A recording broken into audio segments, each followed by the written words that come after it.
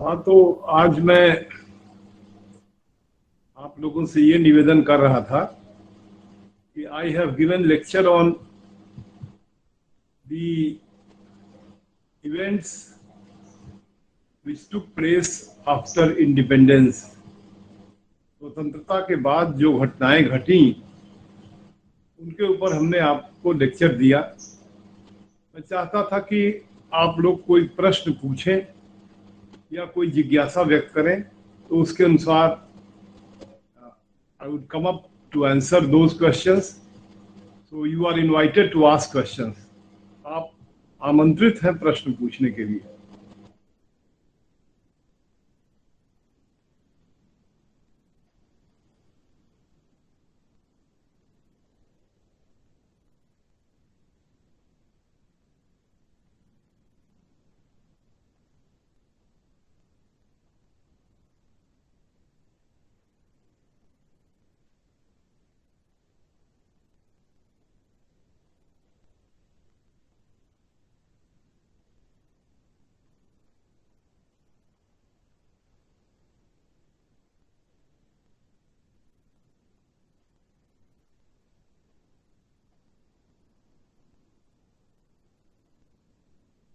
मुझे लगता है कि ये विद्यार्थी कोई प्रश्न नहीं पूछ रहे हैं, तो मैं ही इनसे प्रश्न पूछ रहा हूं, उसका उत्तर देने की कोशिश करें। आत्माराम, क्लास में हो तुम? आत्माराम, जी सर। जी सर, प्रणाम सर। खुश रहो। आत्माराम, ये बताओ जी सर। कि क्या भारत का विभाजन रोका जा सकता था? इस पर तुम क्या सोचते हो? क्या पार्टीशन ऑफ इंडिया को रोका जा सकता था जो 1947 में हुआ? और इस पर तुम क्या सोचते हो? सर सर कहीं ना कहीं रोका जा सकता था, लेकिन सर उसमें सर कहीं ना कहीं सर भेदभाव किया गया है सर, हाँ, लोगों दो के साथ में। मिनट है तुम्हें बोलने के लिए, 2 मिनट बोलो। सर जो मुस्लिम लोग थे और सर जो हिंदू थे उनके साथ में सर कहीं ना कहीं भेदभाव किया गया है सर। बताओ, डिटेल में बताओ। सर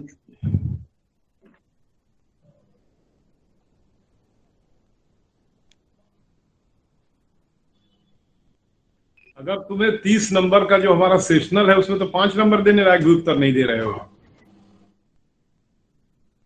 जब कोई प्रश्न पूछा जाए नहीं दे रहे हो तो कोई घबराने की बात नहीं है, लेकिन कहीं न कहीं भेदभाव क्या ये सब कैसे बोल रहे हो तुम? तुम एक अच्छे विद्यार्थी हो, ऐसे कैसे काम चलेगा? बोलो कायदे से। ये आप लोग एकदम निहायत ही बेवकूफ है, मूडी नहीं कुछ भी। सर अभी किताब नहीं लाए सर, पढ़ेंगे तो सर बोलेंगे। इतना लेक्चर सुन रहे हो, तुम राम कुमार के भाई हो ना? जी सर। अब इतने अच्छे ब्रिलियंट स्कॉलर के भाई हो, क्या कर रहे हो हॉस्टल में दिन भर बैठ करके? हॉस्टल में कहाँ रहते हो? सर राजाराम में। राजाराम में दिन भर क्या करते हो? इंटरनेट की सुविधा है? जी सर। इंटरनेट करते हो? बीएचयू की लाइब्रेरी वगैरह इंटरनेट से भी पढ़ सकते हो, बीएचयू बहुत अच्छी सुविधा है। जी सर। ये बताओ कि तुमने मोहम्मद इकबाल का नाम सुना है? जी सर। बताओ मोहम्मद इकबाल को तुम कैसे मूल्यांकन करते हो भारत के विभाजन के संदर्भ में? सर याद नहीं आ रहा है अभी सर।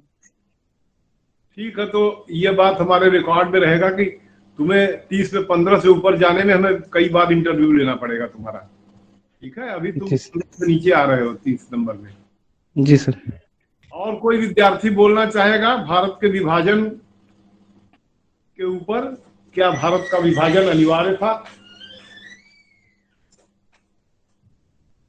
क्या भारत का विभाजन? Sir, may I answer? Yes please, please speak your name and then come up with the answer. Sir, can I answer? Yes, you can, but please first start with identifying yourself as to I am what. Yes, sir. Sir, this is Abhiksha Tripathi. Yes, please start. Sir, in my points of view, the partition of India was unavoidable.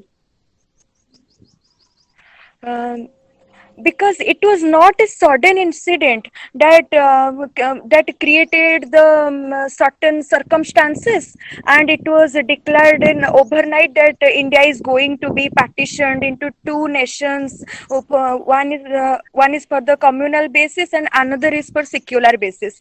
So it was a long drawn process. In fact, I must say that the partition of India, the seed of the partition of India was sown in the 1880s maybe, but it was planted and it was fructified by under the leadership of Muhammad Ali Jinnah, and the forerunner of the partition of India was, I must say, is Muhammad Iqbal.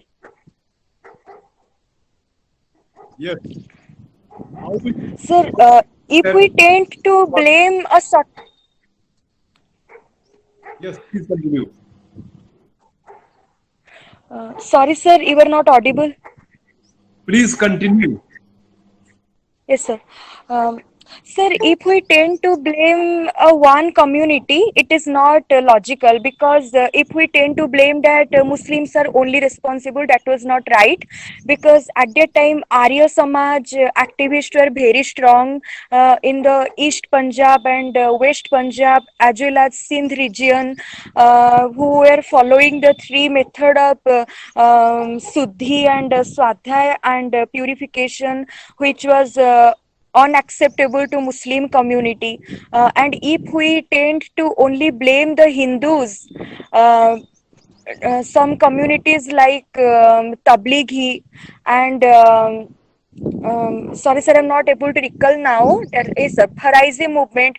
They were focusing on the making turning India to Darul Islam. They were considering India as Darul Harb. Sir, somehow both these communities were responsible for the partition of India, and Britishers only added fuel to the fire. मैंने विद्यार्थियों से पूछा था विभाजन के बारे में कि क्या यह विभाजन अनिवार्य था, और इस पर अभिप्सा त्रिपाठी ने कोई बातें बताई अपनी, और कोई विद्यार्थी इस पर बोलना चाहेगा विभाजन के ऊपर भारत के? क्या विभाजन अनिवार्य था? इसके बारे में क्या सोचते हैं आप लोग? बताइए, कोई विद्यार्थी बोलिए। Good morning sir. हेलो, मेरा नाम सर सिद्धार्थ कुमार है। धर्मेंद्र, अपनी माइक जो है अनम्यूट करिए, तभी आ जाएगी आपकी। सर मेरी आवाज आ रही है? माइक अनम्यूट करके बोलेंगे तभी आएगी।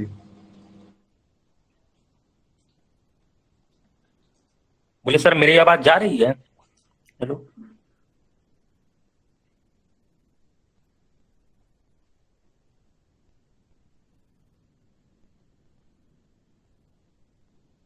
Good morning sir.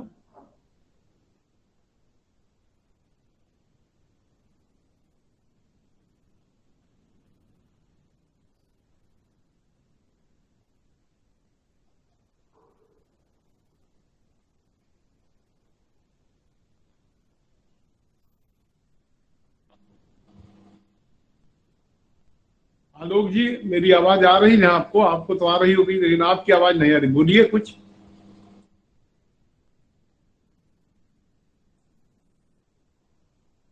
सर आपकी आवाज आ रही है, पर लगता है आपको हमारी आवाज नहीं आ रही है। और सुशील भैया, आपको आवाज आ रही मेरी? Good morning sir. सर आपकी आवाज़ आ रही है, पर शायद हमारी आवाज़ आप तक नहीं पहुंच रही है।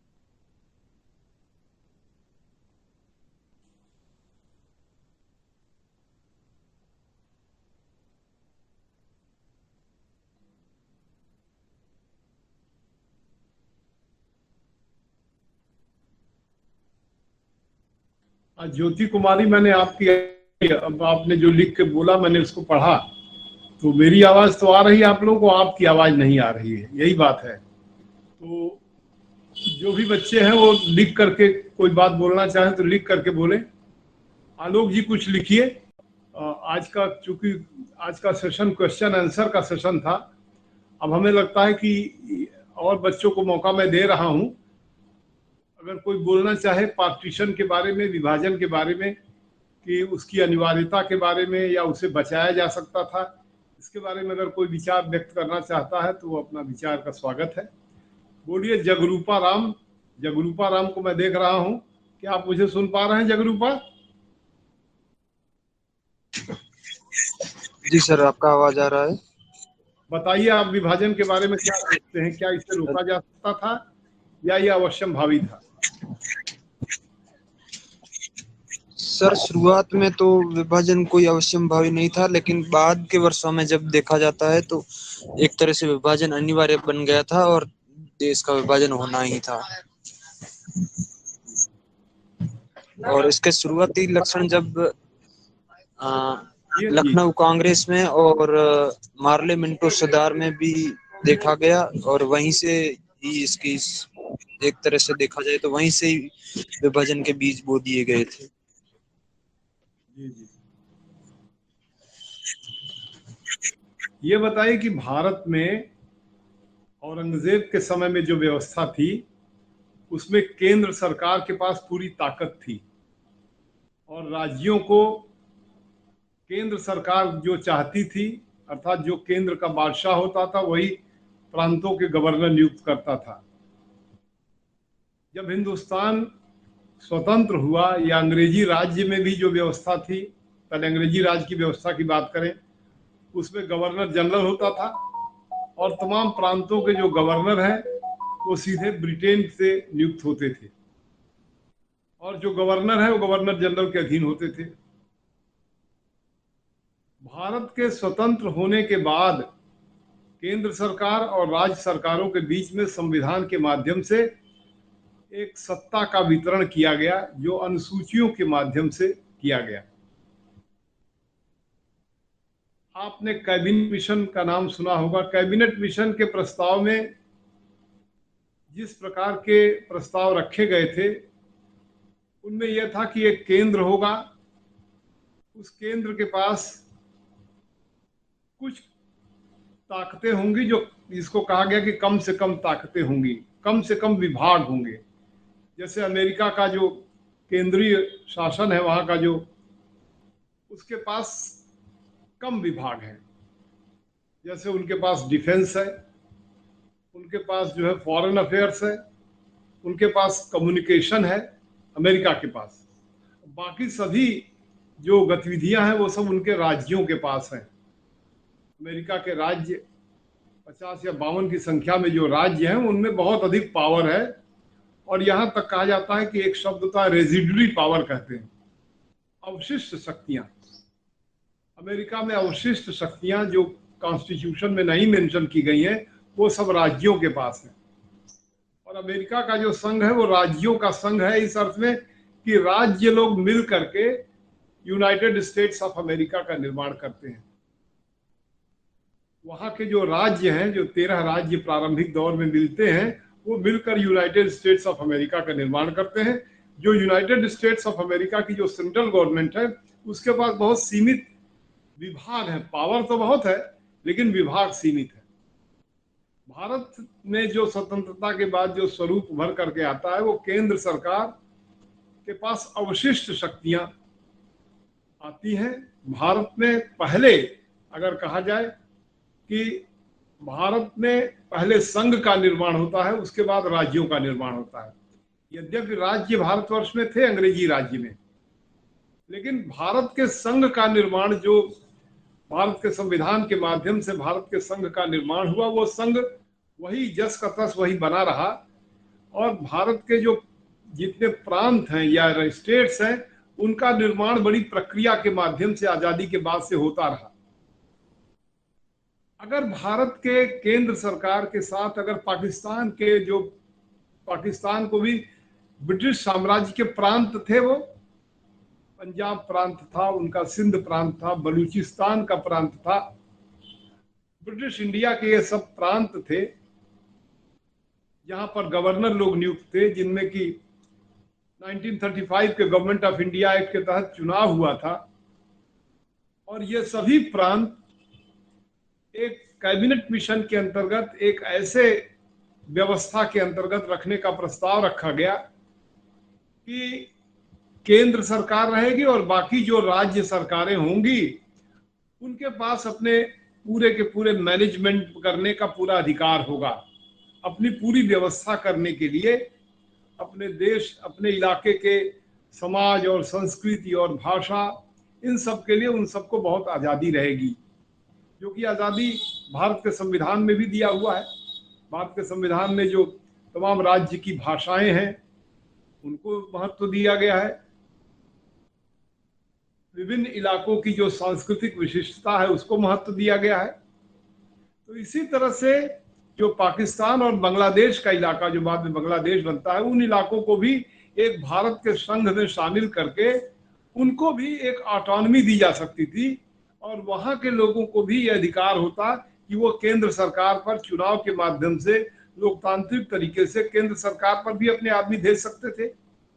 जैसा कि भारत के केंद्र सरकार का प्रधानमंत्री भारत के किसी भी प्रांत का व्यक्ति हो सकता है, किसी भी समुदाय का हो सकता है, अल्पसंख्यक वर्ग का भी हो सकता है, क्योंकि बहुत छोटा अल्पसंख्यक वर्ग अगर सिख को माना जाए तो उनके वर्ग से आया हुआ व्यक्ति भी हिंदुस्तान का 10 वर्ष तक प्रधानमंत्री रहा।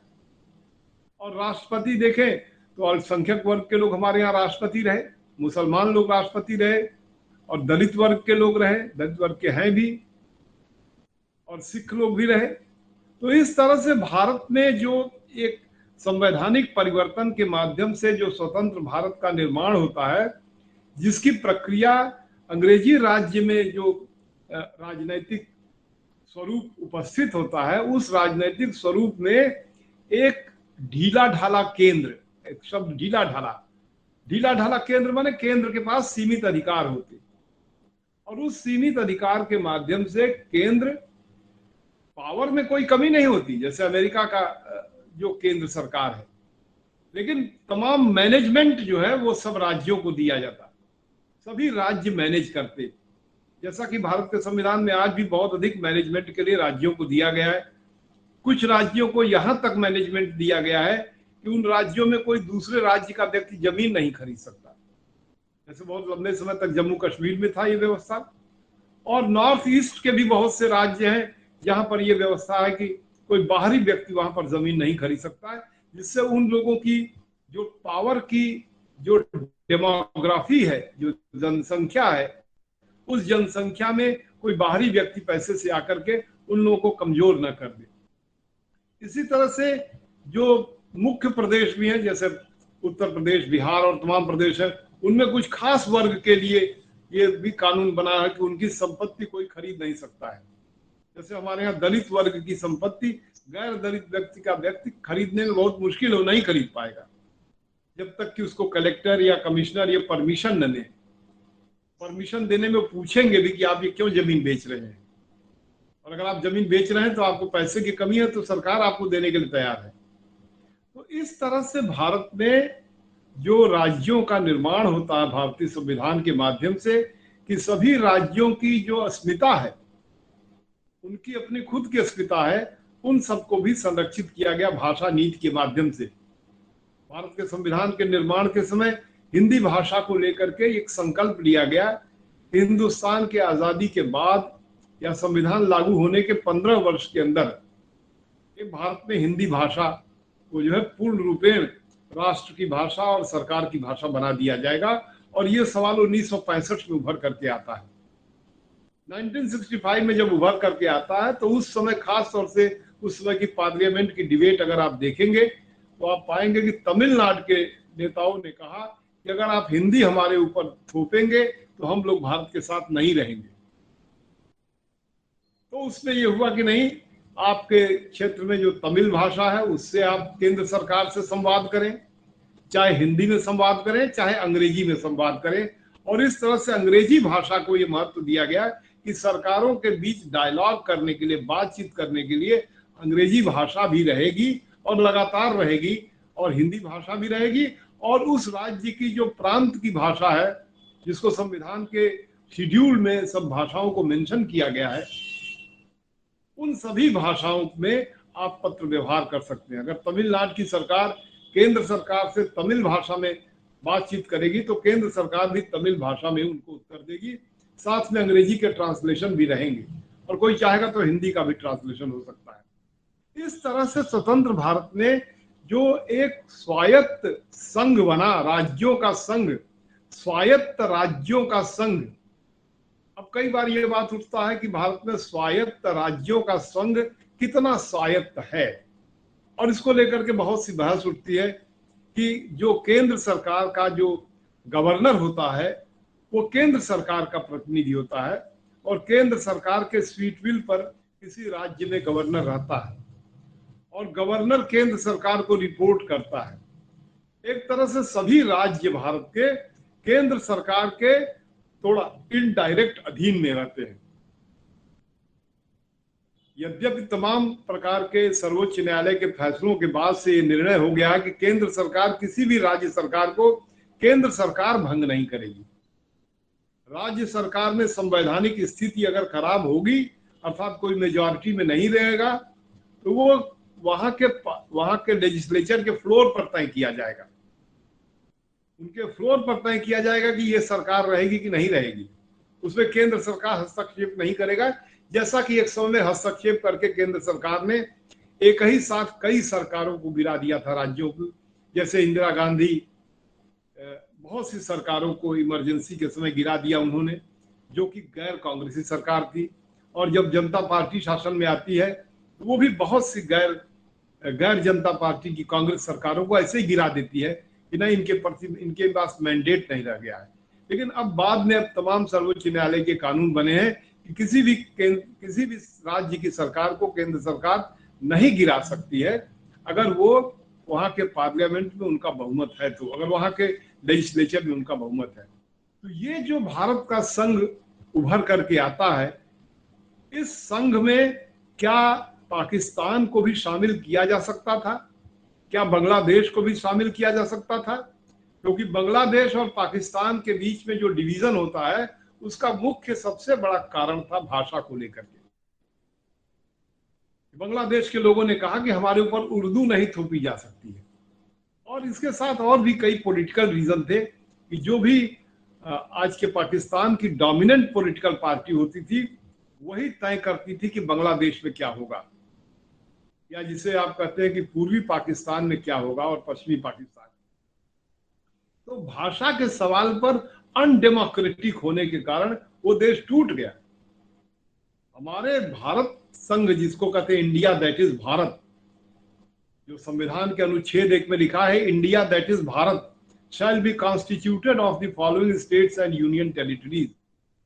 जो इस तरह का भारत का जो निर्माण होता है, उस भारत में भारत एक राज्यों का और केंद्र शासित प्रदेशों का संघ है, और उस संघ में इंडिया दैट इज भारत कहने का तात्पर्य है कि इंडिया दैट इज पाकिस्तान नहीं कहना है।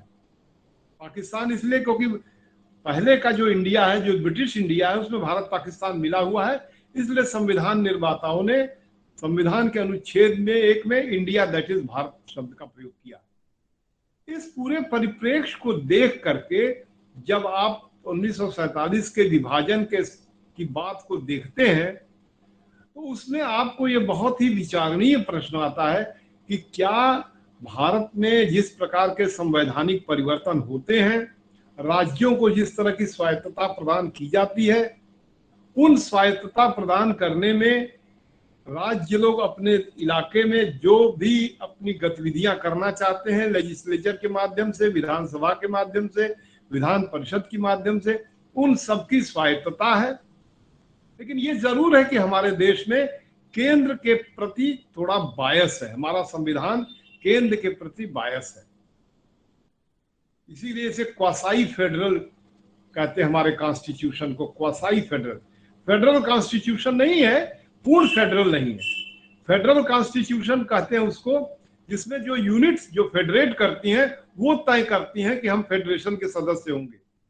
जैसे कि अमेरिका के संविधान में जो उनके राज्य थे 1776 में, वो सब अलग अलग राज्यों ने तय किया कि हम एक संघ का निर्माण करेंगे। भारतवर्ष में इस तरह से राज्यों ने तय करके भारतीय संघ का निर्माण नहीं किया।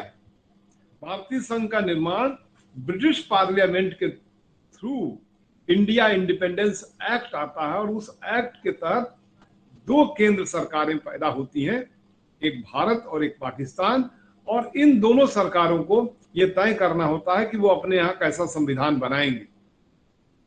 तो ये जो इंडिया इंडिपेंडेंस एक्ट आ जाता है तो ये तो हो जाता है कि भाई विभाजन होना ही है, ये अंग्रेज लोग भी स्वीकार कर लेते हैं कि विभाजन होना है। तमाम प्रकार के सीक्रेट डॉक्यूमेंट का अध्ययन करने से, खासतौर से ट्रांसफर ऑफ पावर के डॉक्यूमेंट्स पब्लिश हुए हैं, जो his Majesty's government publication, Britain की गवर्नमेंट ने लगभग 1935 से लेकर के 1947 के बीच का, या 1940 से 1947 के बीच के करीब 12 वॉल्यूम, बहुत मोटे मोटे 12 वॉल्यूम बीएचयू के लाइब्रेरी में रखे हैं, जिसमें वहां के ब्रिटेन की सरकार और भारत के सरकार के विभिन्न इशू पर क्या क्या बातचीत हो रही है, उन सबको उसको कंपाइल किया गया है। उनके लास्ट वॉल्यूम को अगर आप पढ़ेंगे, जो मैंने पढ़ा है, तो उसमें इस बात की चर्चा होती है कि भारत को हम बाल्कनाइज नहीं करेंगे, हम भारत को टुकड़े टुकड़े में नहीं होने देंगे। ये अंग्रेज लोगों ने वहां पर चर्चा किया। उनका जो डिफेंस, उनका जो मिलिट्री का जो वर्ल्ड व्यू था, उस मिलिट्री वर्ल्ड व्यू में ये बहुत स्पष्ट रूप से उन्होंने कहा कि अगर भारत कई टुकड़ों में बंट जाएगा तो भारत पर स्टालिन का असर आ जाएगा, क्योंकि स्टालिन 1945 से लेकर के और लगभग 1948 के बीच में अगर आप स्टालिन के व्यवहार को देखें सोवियत यूनियन के, तो तमाम ईस्टर्न यूरोप के जो बहुत से देश थे उस पर अपने कम्युनिस्ट पार्टी को वहां पर डाल करके उन लोगों को अपने अंतर्गत लेके आ जाता है, जो बाद में चल करके 1956 में वारसा पैक्ट कंट्री जिन्हें कहते हैं, वारसा संधि के जो देश होते हैं, जो जाकर के फिर 1991 में सोवियत सिस्टम से अलग होते हैं वो लोग। तो ब्रिटेन को सबसे बड़ा डर था कि भारत को अगर कई टुकड़ों में बांट दिया जाएगा तो भारत में कम्युनिस्ट पार्टी के माध्यम से रूस अपना यहाँ पर एक पपेट गवर्नमेंट, एक जिसे कठपुतली सरकार यहाँ बना देगी। इसलिए अंग्रेज लोग भारत के दो विभाजन से अधिक नहीं होने देना चाहते थे। ये बात आपको भारत के, मैंने बताया कि उस डॉक्यूमेंट से आपको पता लग जाएगा। जो ट्रांसफर ऑफ पावर के डॉक्यूमेंट्स का वॉल्यूम 12 पढ़िएगा, उसमें ये सब बातें डिटेल में अंग्रेजों का माइंड क्या है। और जब जिन्ना को उन्होंने पाकिस्तान दिया तो जिन्ना ने कहा कि ये मॉथ ईटन, जैसे कोई वो नक्शे में कोई दीमक खा गया हो, कहा दीमक खाया हुआ पाकिस्तान हमें दे रहे हैं, इतना छोटा पाकिस्तान दे रहे हैं। तो उस समय जो ब्रिटेन का माइंड था वो यही था कि भारत और पाकिस्तान के अलावा और कोई राज्य नहीं होना चाहिए जिससे कि भारत में कम्युनिस्ट इन्फ्लुएंस करे।